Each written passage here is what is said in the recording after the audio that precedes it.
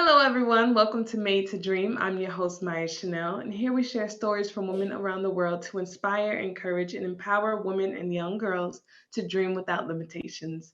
Today, I have the ultimate pleasure of speaking with Miss Christelle Biiga, and she's an expert speaker from Los Angeles. So I'm so excited for her to share her story with you guys today, and just get to know so much more about her and all the things that she's doing in this world. So, hi, Christelle. How are you doing today?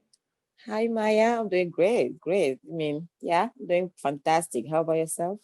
I'm doing awesome. I'm excited to get into this podcast interview. So, I want to start off by letting you allow the audience to know a little bit more about yourself and what you do. All right. So I'm Christelle Biiga. I'm originally from Cameroon. That's why you have this beautiful accent. I moved into Los Angeles almost 5 years ago now.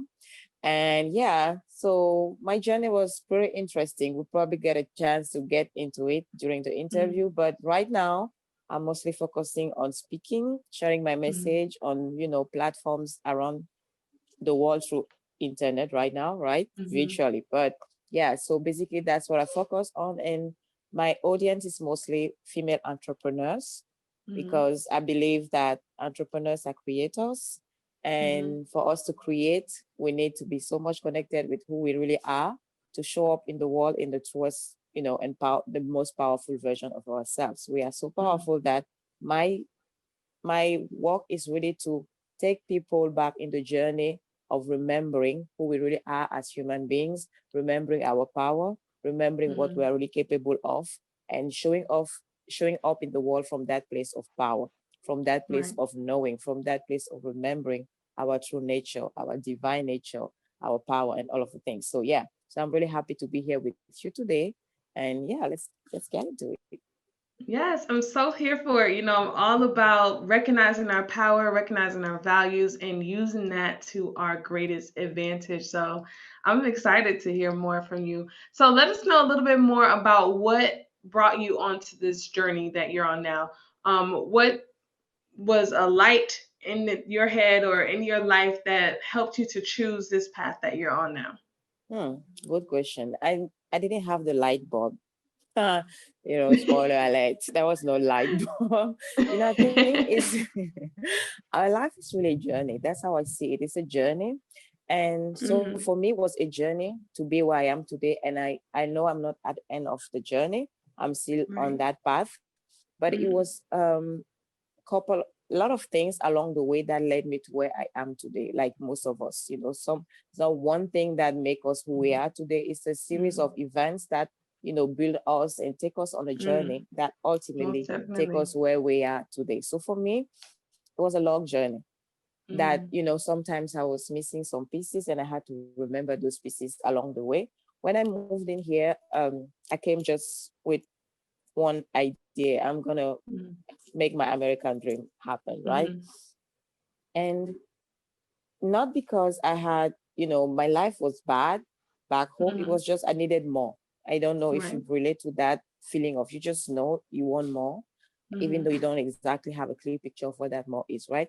So when I Mhm. moved in here, personal development journey became something that I learned to discover and dig deep into it. I invested in coaches, in programs, and started, building myself in that sense. Mhm. And in that journey of, my personal development journey, I started Mhm. remembering who I really am. Of course, when I Mhm. moved in here, you are in a new place. I barely spoke English anyway. So I had to figure out a way to pay my bills. I had no family, anything Mhm. to, anything for me. So I had to figure things out. So of course you're gonna have to get a job to pay bills. And I got, blessed to find a job at LAX with Mhm. an airline, great job. And fast enough, in less than a year, I became a manager, which never happened in the company. But, Right. so I was in a good place. But Mhm. in the good place, really, because of a paycheck that was allowing me to pay my bills, pay my rent, and live, right? Not have Mhm. to be on the street. But I Right. wasn't in a good place inside of myself because Mhm. I always had that fire in me to do something big in the world. And yes, I was doing a great job, at the airport, helping people, serving away anyway, anyhow. But Mhm. I knew there was something bigger. I couldn't at the time really point it out. I started remembering who I am. I started Mhm. remembering what matters for me. I started remembering to really connect with what that feeling of wanting more was. I Right. started having, memories of me being a little girl, just wandering on the street and seeing a complete stranger stopping by and Mhm. wondering, is this person happy? And I would Right. catch myself up and I'm like, you don't even know this person. Why does that even matter to you if the person is happy or not? Right? Right. But it mattered. It mattered for me Mhm. for those few minutes, seconds, I would stop there. It was really a burden in my heart. Like, is this person happy? It really was really a great deep question for me. And it mattered for me to find the answer, even though at the time I didn't know what it meant. So I started thinking about, me in my younger adult age, Mhm. before going to bed, wondering, okay, I was looking around me and seeing, people back home over there. I don't know if it was the same thing in the US when Rihanna would come up with a new hairstyle. You Mhm. have to have that hairstyle, right? So, Yeah. so I was watching all those things and just noticing that people needed guidance some way, somehow, Mhm. because for them to follow somebody that just does the hairstyle she likes, all of them feel like, oh, we have to have the same one, right? Right. Oprah will say, oh, I ate to that restaurant, it was great. Everybody must Mhm. eat in that place, right?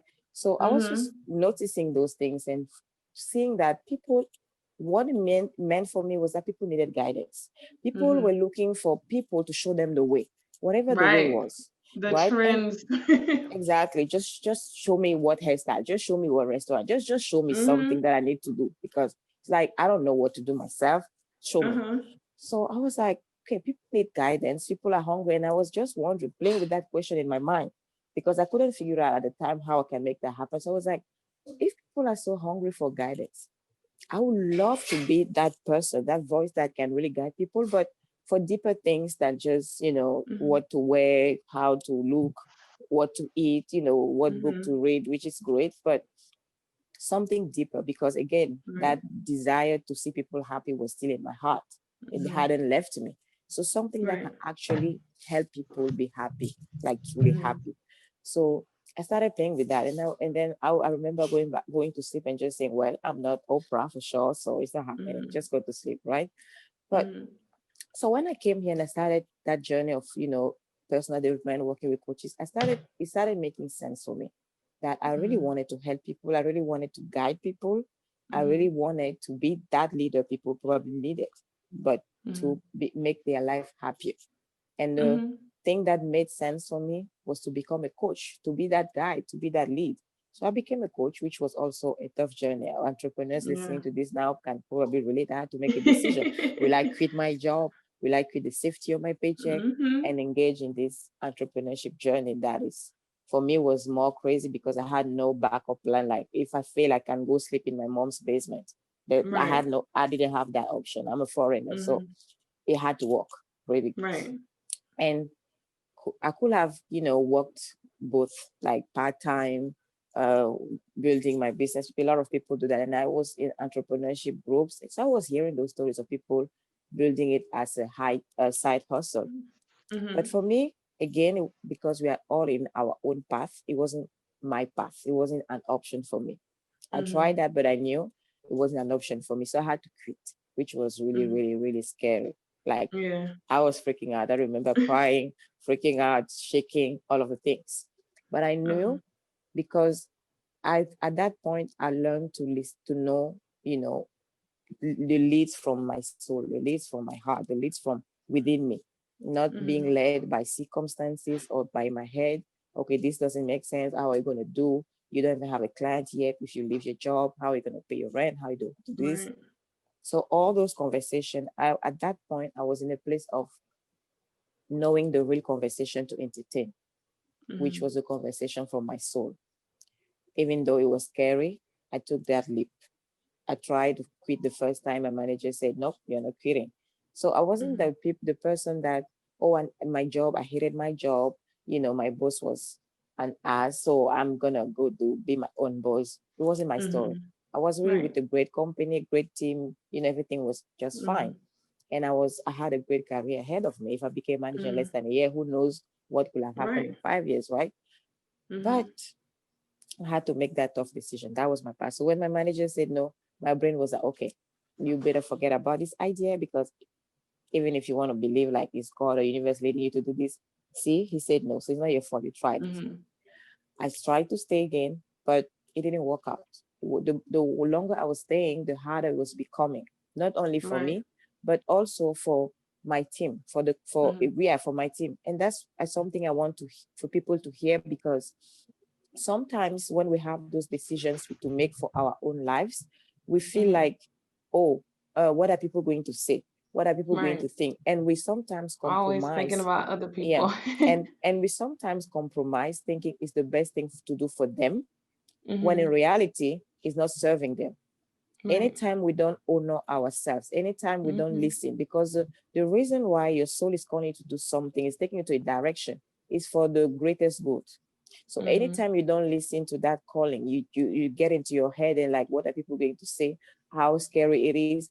You feel Mhm. like, oh, I'm making people happy, but actually I'm not serving them. That's what happened. My team begged Right. me, don't leave. My manager said, no way, you're not quitting, for the greatest good for the company. That so for me, I was like, okay, I'm not gonna disappoint them.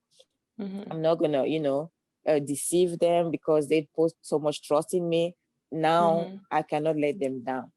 That's that. Right. Okay, I'm not gonna let them down. So I thought at Mhm. that moment, being in my head, like I'm being at service for others, right? But I wasn't, Mhm. because when I was paying attention to how the atmosphere changed, I knew I Mhm. was not serving them, even though it looked like it. They seemed Mhm. happy that I decided to stay, but I knew, paying attention to things that were happening, that the things that started going sour was because I wasn't Mhm. supposed to be there anymore.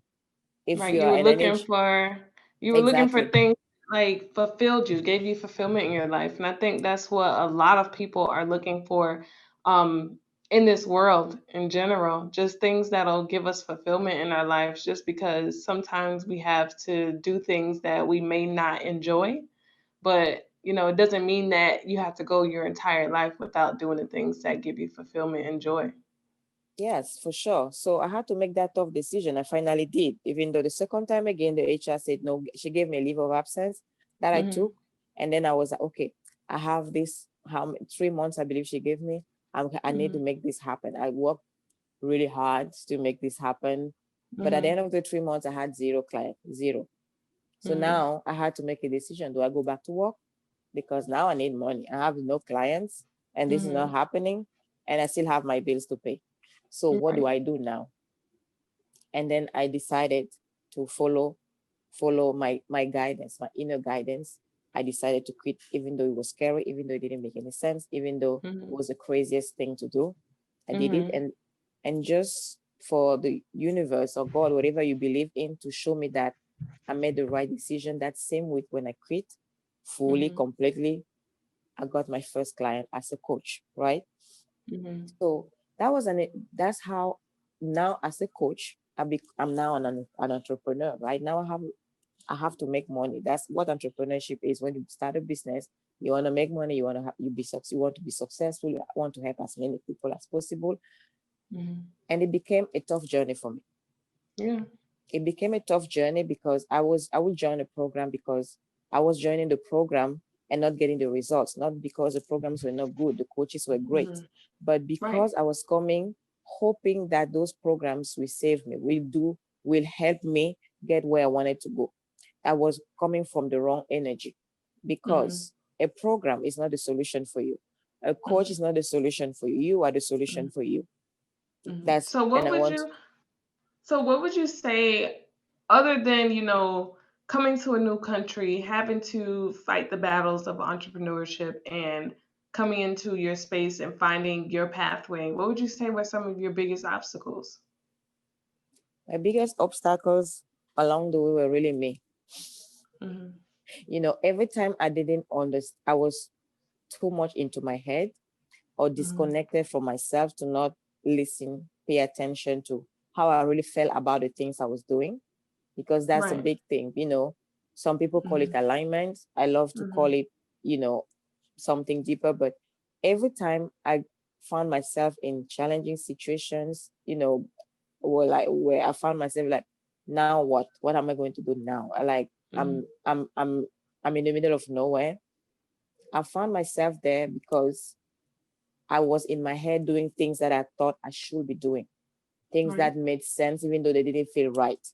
For Mhm. example, when I was saying that I was in programs and I didn't get the result, great programs, paying a lot of Mhm. money, other Mhm. people were getting results. So meaning the programs were working. It wasn't that the Mhm. program didn't work, but it wasn't for me. So for Right. me, it was frustrating.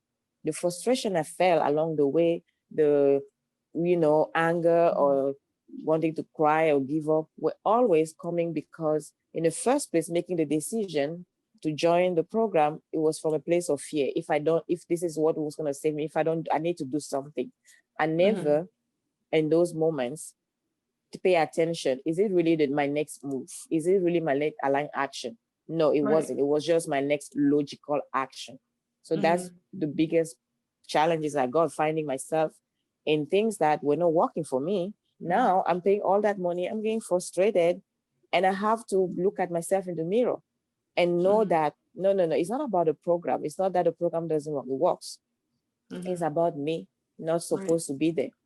And I I have to love that open. you said I love that you said that because I feel like, in this world, everyone is looking for those multiple streams of income or different things that'll boost their income in their lives. And sometimes we look at something that's giving someone else success and then we try to get into it and we're like, why aren't we being successful in this? Sometimes it's because that's not for you. That's not, everything is not for everybody. If For you're not sure. passionate about it, if you don't feel the right feelings about it, then it's not going to work for you. So I Exactly. love that you mentioned that about your Yeah. story. Yeah. So really, those were the biggest challenges that I had along the way. I had to own who I am. I had to, Mhm. and and I understand that sometimes it's not that easy, Right. because the whole world around you can be Mhm. going one way, and you feel the Mhm. pressure, even if Mhm. nobody's pressuring you, you feel Mhm. that pressure that, okay, I must go this way because Mhm. how can I go in a different direction when everyone else is going in this direction? I remember, for Right. example, when I started thinking about getting more into speaking more than on anything else, asking to a Mhm. girlfriend of mine that, I met in a business program. She was in podcast and all of that. I say, hey, I want to start going on podcast. How do And then she's like, you just got started. She was coming from a loving place, right? She wasn't, it wasn't being mean or anything. She was really Mhm. genuinely thinking it was the best advice at the time. So Mhm. she told me that you're new, you don't have, people don't, start following you or buy into your coaching because they hear you once in a podcast. So you Right. need right now to create maybe the free downloadable or something for them to get in your email list, and then you nurture them. Mhm. And I was like, she said, if you just give your calendar link, most likely people are not going to book because they don't know you, At all. right? You have to make a name for yourself But before you then, can think that people will think that you're credible. but listen to the interesting part of this story. Then the Mhm. thing is, something in me just knew that maybe that's, it's true. I'm not saying she Mhm. wasn't saying the truth, but I can create something different for myself Mhm. because it's not like it's a rule. Nobody Right. can, It's it's not not. It's written. not set in stone. Exactly. So I decided that, okay, if it's not a rule, I'm going to create my own rule.